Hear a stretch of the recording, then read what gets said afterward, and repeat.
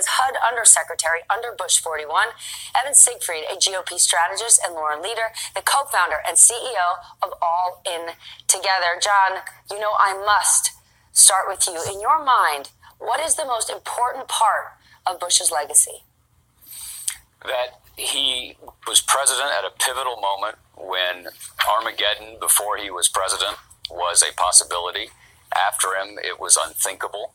And he did it based on the ancient Greek principle that character is destiny. He was a man of great privilege, but who absolutely believed, embodied, breathed the idea that to whom much is given, much was expected. He understood that life had been very fortunate for him, and so he was going to do his damnedest to try to extend his hand to others.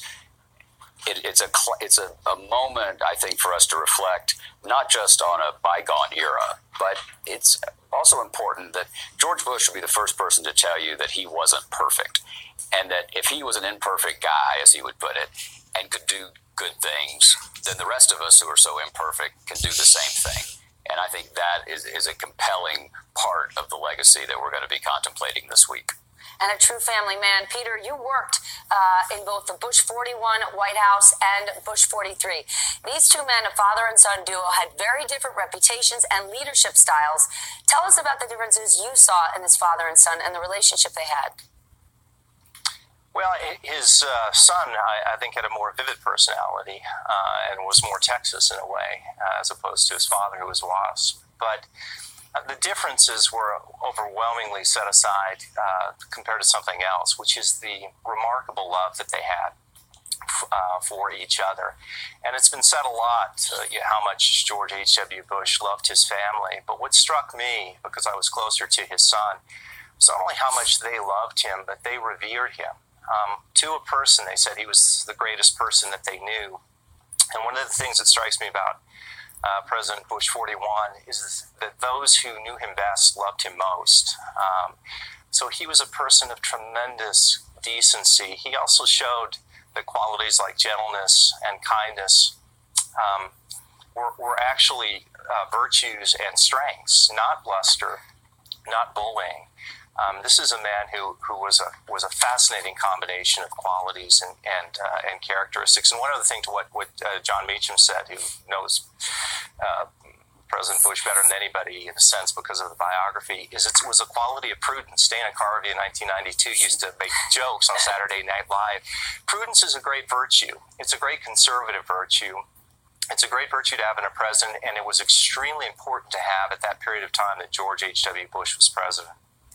Evan, President Clinton read the letter. It's extraordinary. We've been talking about it all weekend that he received from Bush after Clinton defeated him in the 93 election. And I want to play a bit of it last night when President Clinton read it on 60 Minutes. There will be very tough times, made even more difficult by criticism you may not think is fair.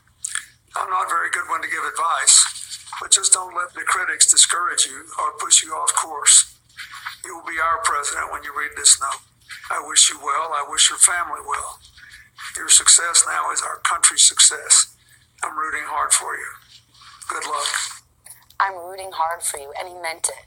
What can we learn at this time, at this moment in history, about grace and civility? All the time, right here in this newsroom, we talk about the need for decency. That's exactly what this man was. Grace and civility are strength, and George Bush embodied that. My grandmother actually grew up with him, and she was telling me this morning about how they would go to church together at St. Anne's Chapel just at Kennebunkport, and George Bush was the one who took around the collection plate every Sunday morning. And all the other kids, she said, thought he was too angelic and that he probably dipped his hand in the collection plate, but they only realized when he became a man that was the essence of George Bush, and they were wrong as kids, and they were gladly wrong. And we saw it then. We saw it in how he dealt with the passing of Robin from leukemia. Remember, in 2013, one of his Secret Service detail's sons was 2 years old and got leukemia himself. all of Bush's Secret Service details shaved their head in solidarity, and so did George Bush, because he understood what that was like and how you go through it. And when Barbara Bush, who was nobody to be reserved, was asked about it, she said, damn right, it's really good that he did that, and brought attention to this. And I think leukemia donations surged as a result of George Bush. There was a grace there from his foreign policy. He oversaw tectonic shifts in the global order. The fall of the Soviet Union, when the Berlin Wall came down, he could have spiked the football and said, this is a rah-rah moment for America, but he didn't. He didn't do anything. The whole point being, because it would make it harder on Gorbachev and make it harder for us to partner up. And lastly, what George Bush recognized about America, which makes him, to me, the last gentleman in Washington, was that our political opponents aren't opponents at all. They're friends with whom we differ. And that is what we need to remember. And I think a lot of younger Republicans have remembered that for a while and missed that. Ken, you worked closely with President Bush. Tell us about your experience with him, President Bush as a leader. We're talking about how he reached across the aisle. And really, that letter to Bill Clinton is stunning, especially if you put it in today's context. That was the essence of President Bush. It's fascinating that we talk about mothers and fathers and grandmothers. My grandmother once said that you could judge a person by how they dealt with three books, and they were his or her date book, checkbook, and the good book. And George Bush, really, in fact, every time he came to a point where he had to choose between the path of convenience and the path of conviction.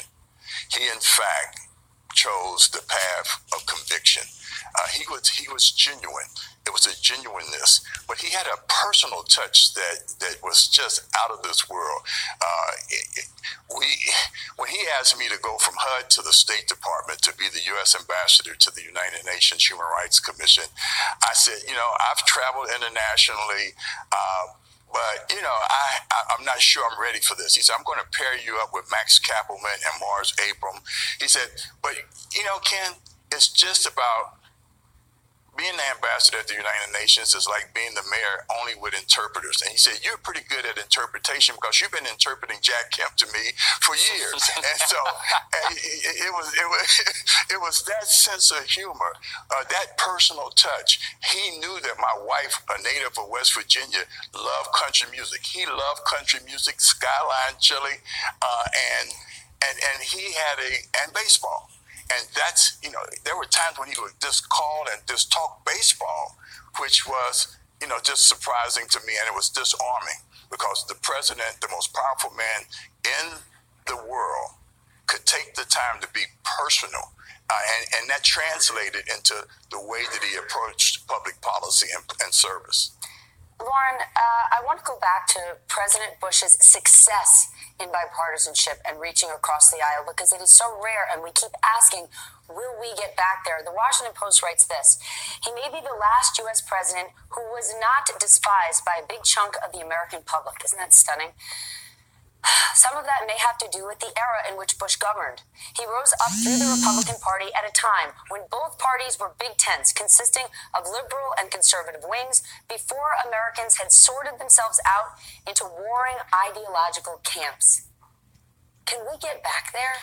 Well, do we want to? Of course we do. I do think that's a little bit of somewhat of a rosy view of the time. I mean, let's not forget, as extraordinary as his bipartisanship was, as extraordinary as his legacy clearly is, and I feel so blessed that I got to spend time with him and Barbara, actually just a few weeks before Barbara passed away, thanks to an amazing program that he helped found called the Presidential Leadership Scholars, which he founded with his son, with President Clinton, and with the LBJ Center, focused on fostering the future civic leaders of America. It's a bipartisan organization, an extraordinary opportunity that I was privileged to be part of, another part of his legacy that hasn't been pointed to.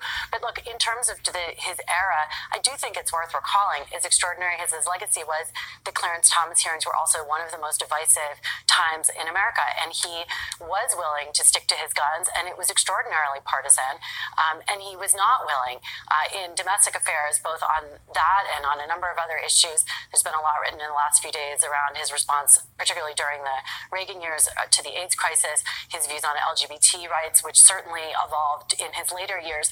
But he was also part of a growing evangelical movement, and on U.S. social issues, he was quite conservative.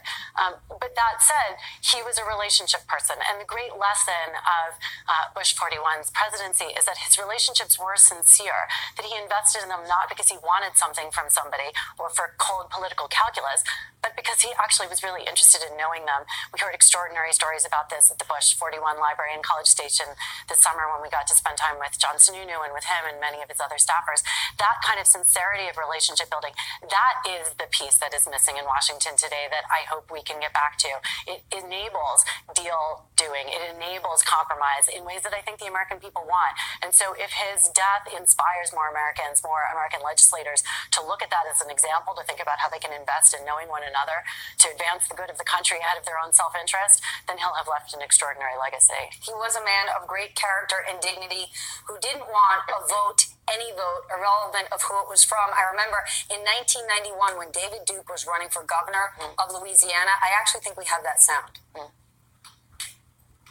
When someone asserts that the Holocaust never took place, then I don't believe that person ever deserves one iota of public trust. And when someone has so recently endorsed Nazism, it is inconceivable that such a person can legitimately aspire to leadership in a leadership role in a free society. And when someone has a long record, an ugly record of racism and of bigotry, that record simply cannot be erased by the glib rhetoric of a political campaign.